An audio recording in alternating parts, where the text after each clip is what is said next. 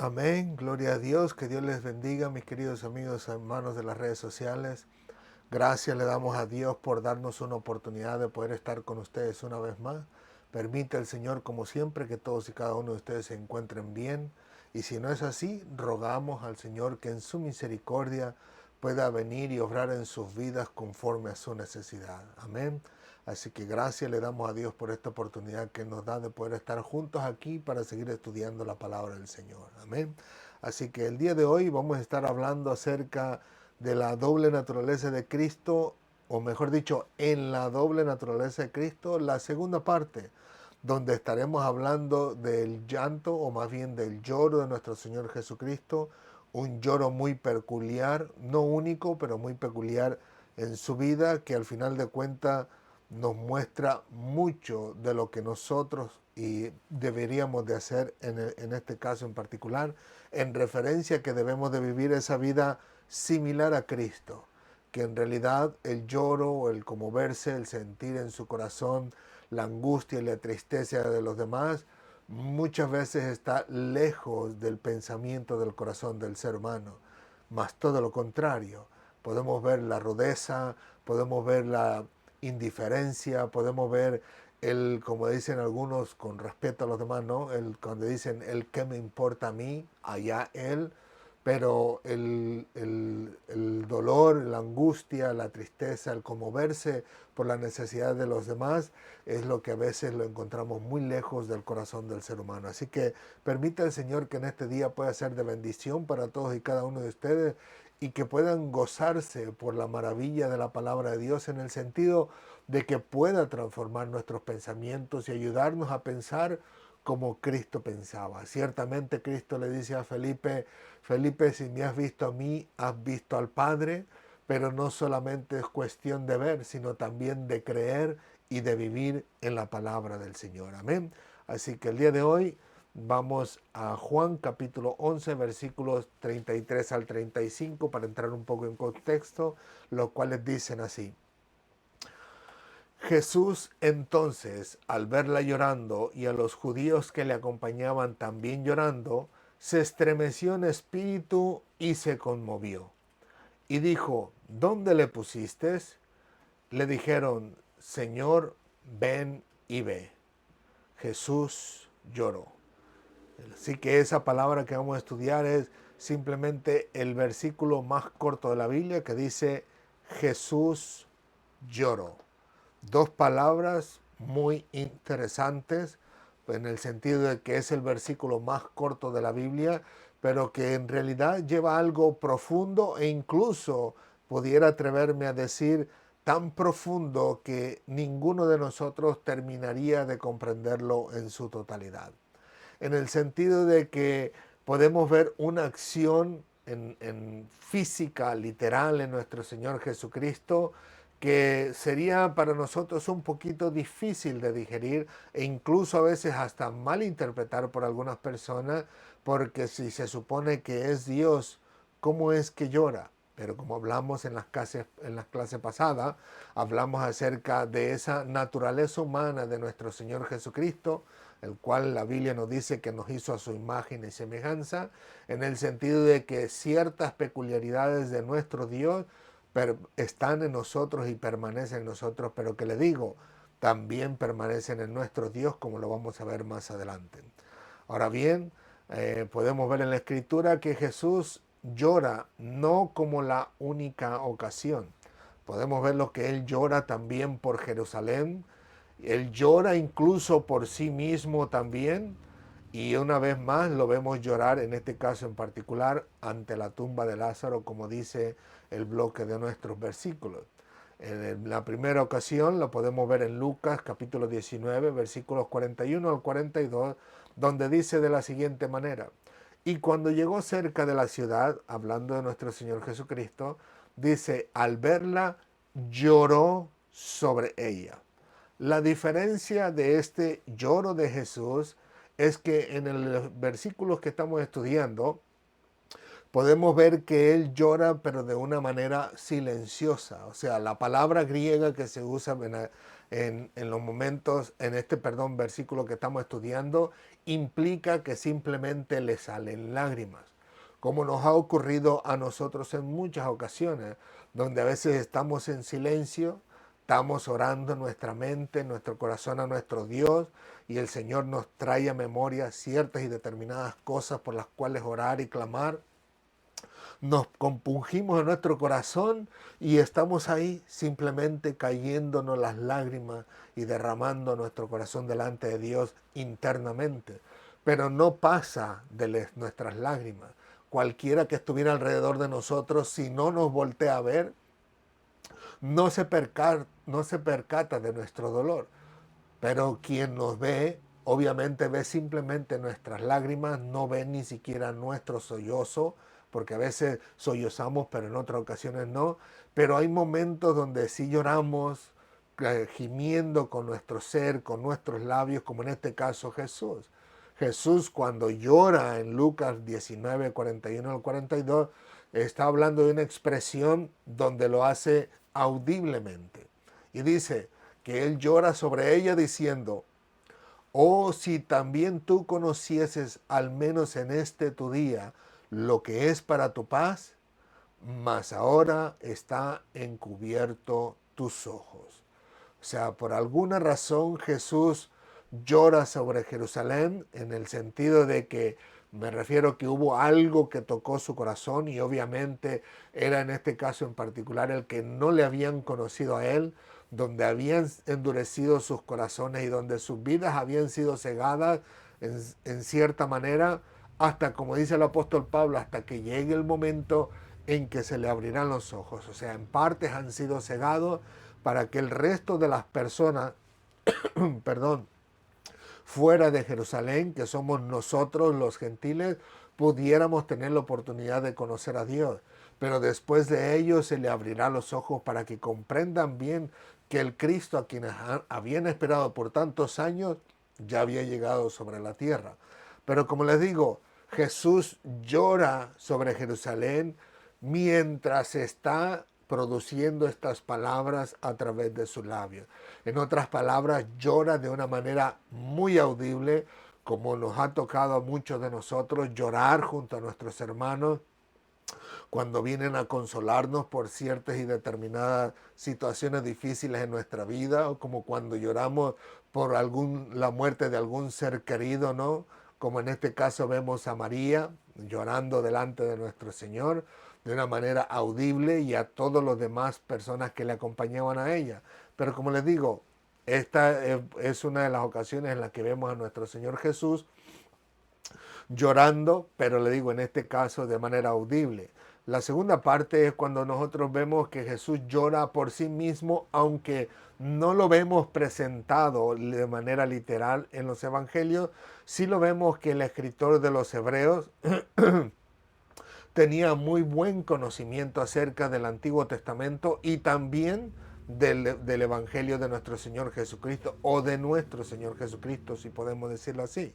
Porque en su capítulo 5, versículo 7 dice, y Cristo, cuando él habla acerca del gran sumo sacerdote, ¿no? Que es nuestro Señor Jesucristo, dice, y Cristo en los días de su carne, ofreciendo ruegos y súplicas con gran clamor y lágrimas al que le podría librar de la muerte, fue oído a causa de su temor reverente. O sea que Cristo suplica en un momento particular, cuando está aquí en la tierra, lo hace con gran clamor y lo hace con lágrimas en los ojos.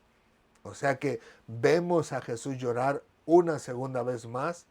Le digo, el Evangelio no nos lo menciona, pero este escritor de los Hebreos de alguna forma obtuvo esa información o conoció esa información que nos las destaca de tal forma que nos muestra esa parte de la naturaleza de Cristo.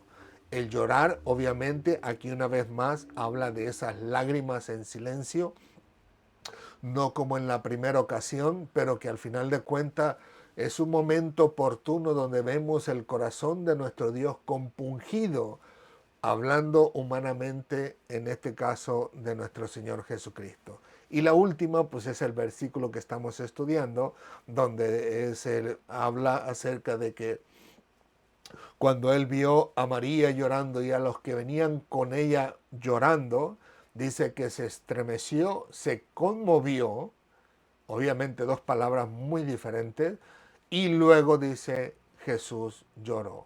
¿En qué momento lloró Jesús? No lo dice en particular. Lo menciona como algo que necesita ser destacado en el sentido de llevarlo al contexto a los siguientes versículos que vamos a estudiar en la siguiente semana, donde algunos argumentan a favor de Jesús en un sentido muy íntimo, muy hermoso, amoroso, mientras que otros lo hacen de una manera muy despectiva. Pero que le digo, al final de cuentas podemos ver a nuestro Señor Jesucristo llorando o rodándoles esas lágrimas a tal grado que fue visible a las personas que estaban al lado de él. E incluso algunos llegan a decir, mira cómo le amaba, porque lo asimila o lo relaciona con el dolor de haber perdido a Lázaro, en el sentido de decir, Jesús está llorando porque Lázaro está muerto. Mientras que las otras personas decían, y este que pudo abrir los ojos al ciego, no pudo haber hecho que Lázaro no muriera. Pero como les digo, es solamente para mostrar el contexto de estos dos versículos que están por mencionarse en las siguientes clases, porque en realidad la escritura no nos dice con exactitud por qué lloró. Pudiéramos encontrar diferentes explicaciones, pero no hay ninguna en concreto. Tomando incluso en cuenta el contexto cercano o pronto a estos versículos, todavía con todo y eso pudiéramos tener dificultad para decir esta es la razón por la cual Jesús lloró. Pero podemos hablar acerca del contexto, donde pudiéramos dar de entre las diferentes explicaciones que pudiéramos encontrar, pudiéramos hablar cuando menos de dos de ellas. Número uno, que Jesús llora por la falsedad que existe en el corazón de las personas que venían, o de algún grupo de entre las personas que venían con María. Porque dice que cuando miró a María y miró a los que venían con ella llorando, número uno, se estremeció y número dos, se conmovió. O sea que podemos ver que el estremecimiento fue, como lo vimos en las clases pasadas, era algo en ciertamente o meramente no precisamente positivo, sino porque al final de cuentas se abrumó en el sentido de que hubo personas que lloraban, pero no genuinamente. Así que podemos ver que ese de que se estremeció es por la razón negativa que vio en esas personas, que al final de cuentas no era genuino su lloro, no era genuino el dolor. E incluso, aunque la Biblia no lo dice, me atrevería a decir que sería casi como una burla al dolor genuino, verdadero que existía en las otras personas y también en el corazón de Marta y María, aunque fueran ellas quienes hubieran contratado a estas personas que llorasen por la muerte de su hermano, ¿no? Pero que le digo, al final de cuentas Jesús se estremeció por este grupo de personas, pero también se conmovió al ver el corazón dolido de María en lo profundo, y que también al mismo tiempo pudo ver el corazón de las personas que genuinamente estaban llorando la muerte de Lázaro. Y que le digo, al final de cuentas pudiéramos incluso agregar otra particularidad más que algunas personas lo ven, que es que Jesús llora por causa de la incredulidad de Marta, ¿no? Como en aquellos casos donde le explica a Marta que Él es la resurrección, que Él es la vida, y que al final de cuentas no, Marta recibe una llamada de atención cuando le dice quitad la piedra. Marta le dice, Señor, ya apesta, y luego el Señor le dice, no te he dicho que si crees verás la gloria de Dios. Así que algunos piensan que es la incredulidad incluso por la que nuestro Señor Jesucristo llora. ¿Por qué? Porque al final de cuentas, tanto la falsedad de aquellas personas como la incredulidad es algo que siempre va a conmover el corazón de Dios, a tal grado que en algunas ocasiones lo puede llevar a juicio. Como por ejemplo, ¿no? Nosotros podemos ver en cierta manera donde dice, sin fe es imposible agradar a Dios. Así que una persona que no tiene fe no puede agradar al corazón de Dios. Y como no puede agradar al corazón de Dios, al final de cuentas podemos ver que esas personas pueden caer en un juicio tremendo que durará por la eternidad. Como aquellas personas de las cuales dice la palabra del Señor, a los suyos vino, mas los suyos no lo recibieron, pero a los que le recibieron les dio potestad de ser hechos hijos de Dios. ¿Por qué? Porque creyeron por fe en la palabra del Señor. Pero a las personas que no han creído, dice, al final de cuentas ya han sido condenados por no haber creído en el Hijo de Dios. Así que le digo, al final de cuentas podemos ver que nuestro Dios pudiera conmoverse en su corazón precisamente por la falsedad, por la incredulidad e incluso por la maldad del corazón del hombre. Como por ejemplo, y esto lo menciono solamente como un detalle muy interesante, que si nosotros nos vamos a Génesis capítulo 6, versículo 6, nos habla acerca de la maldad de los hombres y dice de la siguiente manera, y se arrepintió Jehová de haber hecho al hombre en la tierra, dice, y le dolió en su corazón. O sea, por la maldad que existía en el corazón del hombre, le dolió tanto que decidió exterminarlo, y es ahí donde podemos ver el llamado de Noé. Pero como les digo, fue la maldad del corazón del hombre la que dolió, hizo doler el corazón de nuestro Dios, que posiblemente para aquellos entonces todavía tenían conocimiento de Dios, porque estábamos hablando de un tiempo donde toda, o la, vamos a decirlo así, la costumbre, la tradición acerca de mencionar o de creer en Dios era a raíz de que se comunicaban los padres a los hijos y así los hijos a los nietos, y así continuaban todas las generaciones en cuanto al conocimiento de Dios. Donde hubo un momento en el libro de Génesis donde vemos que las personas se apartaron por un momento de Dios, pero luego hubo alguien que se levantó y dijo, vamos a empezar a buscar de Dios una vez más. Pues le digo, aquí en estos momentos vemos que la maldad del corazón del hombre hace que le duela el corazón a Dios y decida erradicarlo sobre la tierra. Pero el detalle interesante es que en estos momentos de Génesis se necesitó casi todas las personas del mundo para poder hacer que el corazón de Dios se doliera. Y pareciera que eso fuera lo único que hiciera doler al corazón de Dios. El que gran cantidad de personas en el mundo puedan, si pudiéramos decirlo así, ir en contra de la voluntad de Dios para poder hacer su corazón entristecido o dolido. Pero lo interesante es que no es así. Si nosotros continuamos leyendo la Biblia, prestando atención a los detalles que nos da, podemos descubrir que en el Salmo 78, versículos 36 al 40, cuando nos habla acerca de la fidelidad de Dios hacia su pueblo infiel, nos muestra que ahí solamente se necesitó un pueblo entero, no toda la humanidad o casi toda la humanidad como en tiempos de Noé, sino solamente un pueblo, que en este caso fue el pueblo de Israel. Por eso el título dice fidelidad de Dios hacia su pueblo infiel. Le digo, ya de por sí lo habíamos visto en la antigüedad, en diferentes libros de la Biblia que nos habla de cómo Dios trata con el pueblo de Israel. En estos versículos en particular, voy a leer solamente el 40 y el 41, dice así, es un masquil de Asaf se llama, dice, ¿cuántas veces se rebelaron contra él en el desierto? Lo enojaron en el yermo y volvían y tentaban a Dios y provocaban al Santo de Israel. Así que podemos ver en toda la historia del Antiguo Testamento, o en la gran mayoría de ella, de cómo Dios trató con el pueblo de Israel, porque el pueblo de Israel siempre se rebelaba contra Dios.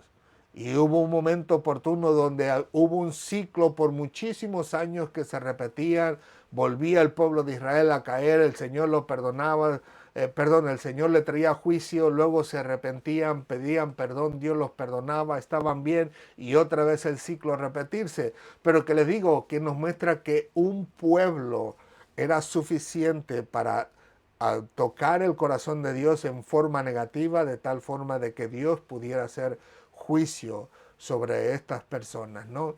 Pero que le digo, el detalle interesante es que primero vemos casi a toda la humanidad, ahora vemos un pueblo completo, pero si prestamos atención en los versículos que estamos estudiando hoy en día, nos damos cuenta que ya no es un pueblo completo, sino que es solamente un grupo pequeño de personas los que pueden lograr tocar el corazón de Dios. Si lo pudiéramos ver desde el lado negativo, donde hablamos acerca de la falsedad de las personas, ¿no? O de la incredulidad, es solamente un grupo pequeño los que tocan el corazón de nuestro Dios a tal grado que lo hace llorar. Lo hace llorar por esa incredulidad. Así al final de cuentas no podemos ver que ya no es toda la humanidad o casi toda, ya no es un país entero o un pueblo entero, sino que es un grupo de personas los que pueden lograr tocar el corazón y causarle ese dolor y esa angustia. Pero le digo, el detalle interesante es que no termina allí. El detalle interesante es que una sola persona es más que suficiente para contristar el corazón de nuestro Dios. Y nosotros lo podemos encontrar en Efesios capítulo 4, versículo 30, donde nos habla de la venida de Cristo, y ahí se nos habla de la siguiente manera a través de la pluma del apóstol Pablo. Dice así: y no contristéis al Espíritu Santo de Dios, con el cual fuiste sellados para el día de la redención. Noten el detalle interesante. Primero podemos ver que casi toda la humanidad es necesaria para hacer doler el corazón de Dios. Luego vemos que un país selecto por Dios es el que es más que suficiente para tocar su corazón. O sea, podemos ver el cumplimiento de la palabra de Dios, de que realmente dice que la maldad del corazón del hombre iba de continuo en aumento solamente hacia el mal, y que incluso ese mal empieza aún desde la juventud del hombre. Que le digo que al tal grado que al principio vemos casi todo el mundo entero necesario para doler el corazón de Dios, vemos al país selecto, luego vemos solamente un grupo de personas, pero lejos más adelante en el Nuevo Testamento nos dice que solamente basta con una sola persona para que pueda hacer entristecer el corazón de nuestro Dios y de esa manera tornarlo para nuestro propio juicio. O si, no, y si pudiéramos decirlo de una manera más suave, para que no se ofendan algunos, para nuestra propia corrección. Lamentablemente, para algunos de nosotros, pues es muy doloroso el ser corregidos por nuestro Dios, pero que le digo, la Biblia nos muestra este detalle interesante, que el corazón de nuestro Dios se duele en muchas ocasiones, por muchas razones, pero especialmente por esa maldad que existe en el corazón del hombre, ¿no? Y el simplemente crear una falsedad o ser partícipe de una falsedad nos muestra al final de cuentas que verdaderamente la maldad del corazón del hombre ha llegado a tal grado que basta con una sola persona para hacer llorar el corazón de nuestro Dios. Así que, como le digo, la Biblia no nos especifica la razón exacta por la cual lloró nuestro Señor Jesucristo, pero sí nos especifica que sí lloró. Y esa es otra de las peculiaridades que podemos ver en nuestro Señor Jesucristo, que en su humanidad lloró, le salieron lágrimas. Seguramente para el resto del mundo con sus propios dioses, para algunos de ellos posiblemente sus propios dioses serían personas muy rigurosas, muy fuertes, muy estrictas, que jamás verían una lágrima sobre ellos. Jamás esperarían que un Dios pudiera dolerse por la propia humanidad.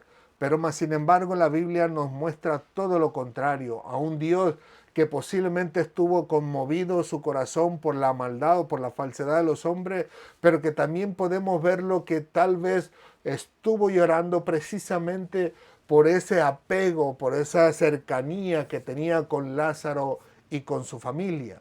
O sea, en otras palabras, vemos que nuestro Señor Jesucristo se estremeció, pero dice que también se conmovió. O sea, se conmovió al ver la tristeza y el dolor del corazón de María y de aquellos que le acompañaban. Y se conmovió en el sentido de ver lo profundo, lo doloroso que realmente existía dentro del corazón de ellos. O sea, que no es simplemente que los vio llorando y dijo, ok, voy a soltar un par de lágrimas para que vean que me conmuevo por ellos, pero al final de cuentas yo sé lo que voy a hacer con Lázaro. No, o sea, el Señor Jesucristo sabía literalmente que iba a resucitar a Lázaro. Y al final de cuentas podemos ver que va a dar gran esperanza al corazón de Marta y María y de los que la acompañaban. Pero eso no quita que el corazón de Dios se compunja por la necesidad de consolación y de guianza que tienen sus seres queridos, en este caso Marta, María y los demás. Como podemos verlo, si no me recuerdo, creo que en el libro de Amós o del libro de Oseas, cómo Dios menciona de cómo el pueblo de Israel se alejó de él, no quiso saber de él, no quiso engrandecerlo, pero le dijo, pero yo tengo gran compasión por ti y no te voy a hacer lo que sucedió ni con Sodoma, ni Gomorra, ni las ciudades que estaban cercanas a ellas a tal grado que desaparecieron por completo. O sea, el hecho de que Dios fuera, en este caso, entristecido y enojado, irritado por el pueblo de Israel, no quitaba que sentía compasión por ellos. Lo que trato de decirles es que Jesús sabía que literalmente iba a resucitar a Lázaro, pero eso no quitaba que su corazón estuviera muy cercano al corazón de Marta, de María y de aquellas personas dolientes que estaban alrededor de ellos. Así que le digo yo, es muy bello, muy hermoso poder ver que el corazón de nuestro Dios también está cercano a los que le aman. En este caso a Marta y a María, donde nos expresa su comunión tan tremenda de tal forma que aún en forma física puede derramar lágrimas al sentirse allegado al corazón de ellos. Y si nosotros pudiéramos trazarlo de una manera sencilla a nuestras vidas, pudiéramos verlo de las dos siguientes maneras, si podemos decirlo así. Número uno, que nosotros, así como Cristo, también llegamos a indignarnos y a llorar. A indignarnos por aquellas personas que no creen en nosotros, que se burlan de nosotros, que nos menosprecian incluso, donde ellos se sienten orgullosos por lo que ellos pueden lograr, por las capacidades que Dios les ha dado y que no tenemos nosotros, pero que al final de cuentas todo lo que Dios da al ser humano es para la gloria de su nombre, a pesar de que algunos no quieran hacerlo para la gloria de nuestro Dios. Pero que le digo, nos indignamos con aquellas personas que al final de cuentas tienen una nota negativa de nosotros, ignorando por completo la misericordia de nuestro Dios hacia nuestras vidas. Y le digo, lloramos incluso por aquellas personas, con aquellas personas o por la razón de aquellas personas que nos rechazan a nosotros. O sea, al final de cuentas, no solamente nos indignamos, tal vez en el momento nos indignamos, nos enojamos, incluso podemos llegar al grito, al jalón de greñas, como digo yo, al jalón de mechones, pero cuando estamos en casa, solitos, tranquilos, solamente en la presencia de nuestro Dios, nuestro lloro y nuestro llanto sale a relucir. No solamente la indignación, sino que lloramos, a veces solamente con lágrimas, en otras ocasiones indignados en ese lloro, en ese llanto.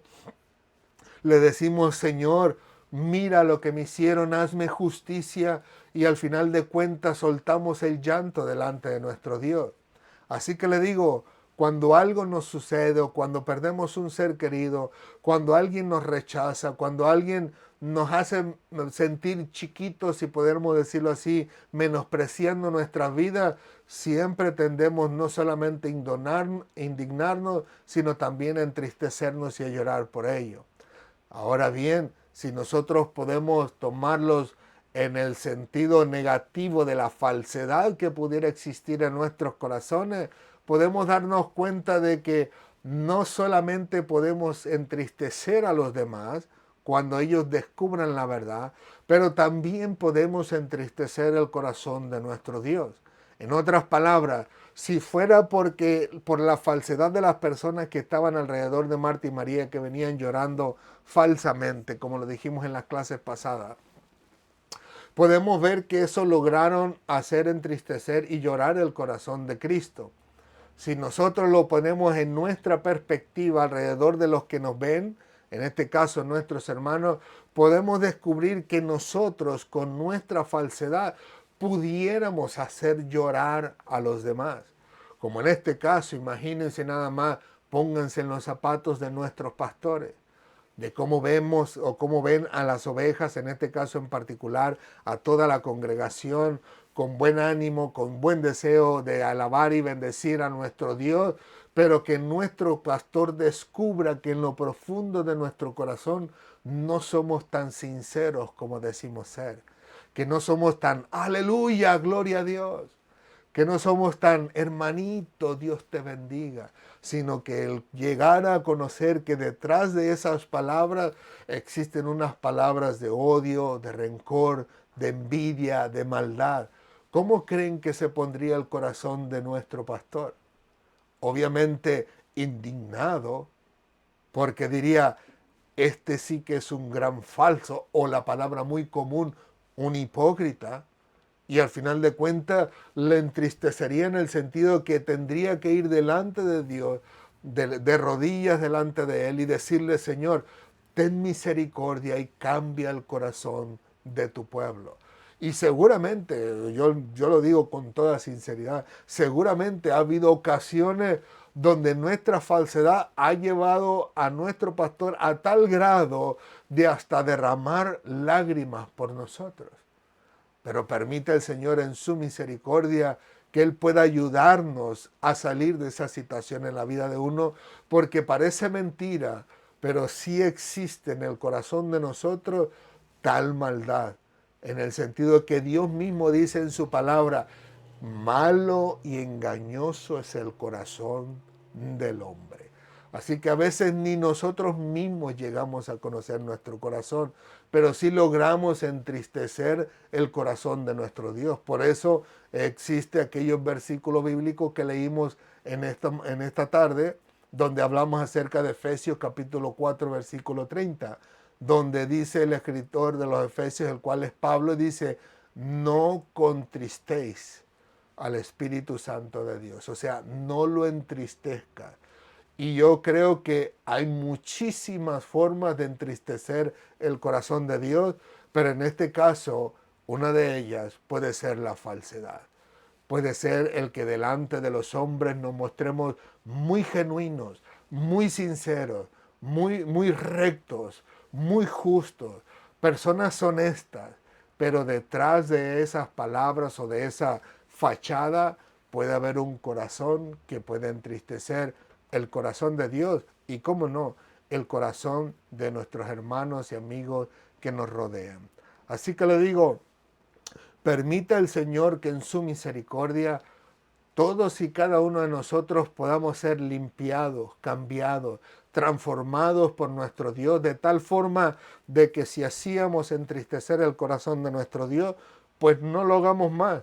Y que si éramos personas que éramos tan duras, tan fuertes, tan religiosamente hablando, que no nos interesaba el dolor de los demás, pues que sea lo contrario, que el Señor en su misericordia pueda transformarnos de tal forma que podamos tocar el corazón de los demás de una manera genuina, de tal forma que podamos compadecernos del dolor que ellos están viviendo, como en este caso En el caso de nuestro Señor Jesucristo, acercándose al corazón de Marta y de María y de aquellos que eran genuinos en su lloro y en su llanto. Como en este caso nos dice una vez más el apóstol Pablo en Romanos capítulo 12, versículos 15 al 16, lo cual dice: gozaos con los que se gozan, llorad con los que lloran, genuinamente, genuinamente. A mí me ha tocado la oportunidad de ver a personas de cómo ellos lloran literalmente con un corazón compadecido con las personas por las cuales ellos están orando. O sea, llegan, oran por una persona, la persona al final de cuentas siente el peso sobre sus hombros, siente la consolación de Dios, siente el amor de Dios, siente el acercamiento de Dios y llora con todo su ser, en el sentido de ver la misericordia de Dios sobre su vida, y la persona que está orando por ella siente el dolor, la angustia, la tristeza y el peso de tal forma que termina llorando junto con ella y termina consolándole, pero cuando termina de orar, ahí la terminas viendo limpiándose los ojos, porque también no pudo resistirse al ser conmovido por el dolor y el llanto de la persona por quien estaban orando en ese momento. Y termino el versículo, dice: llorad con los que lloran, unánimes entre vosotros, no altivos, sino asociándonos con los humildes. Así que le digo, permita el Señor en su misericordia que en nosotros pueda realmente existir ese apego en el corazón de los unos a los otros, que no finjamos esas lágrimas, que no tengamos falsedad en nuestro corazón de decirle: hermano, hermano, no se preocupe, siga adelante, aquí estamos para servirle, pero que cuando llegan a tocar nuestra puerta decimos: oh, ni hagas ruido para que no sepan que estamos aquí. O sea, en otras palabras, eres falso en el sentido de que te ofreces como apoyo, como ayuda, como consuelo, como fortaleza, y al final de cuentas, cuando realmente vienen a tocar tu puerta, sacas tu verdadero yo y dices: ¿sabes qué? Ahorita no puedo, ahorita no tengo, ahorita estoy ocupado, mira que necesito hacer otras cosas, pero al final de cuentas demuestra que lo que tú habías dicho era simplemente una falsedad, porque tus intenciones no era verdaderamente compaginar con el corazón de la persona y al final de cuentas acercarte a su vida y sentir con compasión el dolor y la necesidad que ellos tenían. Amén. Así que sea el Señor ayudándonos a todos y cada uno de nosotros, bendiciéndonos en todo momento y ser partícipes de ese corazón humano, si podemos decirlo así, de nuestro Señor Jesucristo, donde Él sí realmente lloró. O sea, obviamente como Dios se entristece, pero como humano lloró, se entristeció, se acercó al corazón de los hombres, y al final de cuentas nosotros como seres humanos, cómo no, debemos de participar de todo lo que participó nuestro Señor Jesucristo. Oramos, mis amados hermanos. Señor, te alabamos, te bendecimos, te glorificamos. Gracias por tu bendita palabra. Sabemos, Señor mío y Dios mío, que por alguna razón hay ciertos y determinados versículos que no nos dicen la razón o la causa por la cual tú actúas, tú vives, tú te comportas. Pero hay un contexto alrededor que nos ayuda a entender que a veces no es una sola cosa la que mueve tu corazón. Pueden ser dos, pueden ser tres, pueden ser más, pero que al final de cuentas tú dejas plasmado lo que va a ayudarnos a enriquecer nuestra vida espiritual, lo que va a ayudarnos a crecer, lo que va a ayudarnos a que dejemos en esta vida y tomemos lo que realmente valga la pena, donde nos deshagamos de nuestras vidas, de todas y cada una de aquellas cosas que son falsas, que son engañosas, que al final de cuentas pueden traer dolor a tu corazón y dolor a los que nos rodean. Porque en esa falsedad, Padre amado, hay muchos los que salen afectados, incluyéndote a ti, Señor. pero que al mismo tiempo tú puedas cambiarnos y transformarnos y ayudarnos, Señor, para tener un corazón genuino delante de ti, como lo tuviste tú, independientemente cuál sea la razón exacta por la cual tú derramaste tus lágrimas. El contexto nos muestra que también pudo haber sido el que tu corazón estuviera tan cerca del corazón de Marta y María, a tal grado que no pudiste resistirte, Señor, y terminaste derramando tus lágrimas. Gracias, Padre amado, por tu bendita palabra, porque a través de ella tú nos enseñas, tú nos cambias, tú nos transformas, tú nos ayudas a seguir adelante, nos ayudas con tu fortaleza a que podamos decidir buscar tu rostro, buscar tu voluntad y aplicarla en nuestras vidas. Que en este día no sea la excepción, Señor, sino todo lo contrario. Que sea todo una regla, un hábito en nuestra vida, que todo lo que aprendamos en tu palabra podamos aplicarlo a nuestra vida y compartirlo con aquellos que lo necesitan, que posiblemente al igual que nosotros no creyesen en este momento, que realmente lo necesitan hasta que tu palabra descubre la verdad que hay en sus corazones y se dan cuenta que realmente te necesitan tanto como nosotros te necesitamos a ti. Gracias, Padre amado. Ayúdanos a glorificar tu nombre en cada paso que damos para la gloria de tu nombre. Y como siempre, nunca te olvides, Señor, de la necesidad que hay en todos y cada uno de nosotros acerca de ti y acerca de las cosas que son necesarias para nuestra vida. Gracias, Padre amado. En el nombre de Jesús, amén, amén y amén. Que Dios les bendiga, mis queridos amigos y hermanos en las redes sociales. Gracias le damos a Dios por darnos esta oportunidad de poder estar con ustedes. Una vez más, anhelamos en nuestro corazón que la palabra del Señor haya podido tocar su vida y ayudarle a entender que no hay nada más maravilloso que buscar la voluntad que existe en el corazón de Dios y traer alegría y contentamiento para la gloria de su nombre.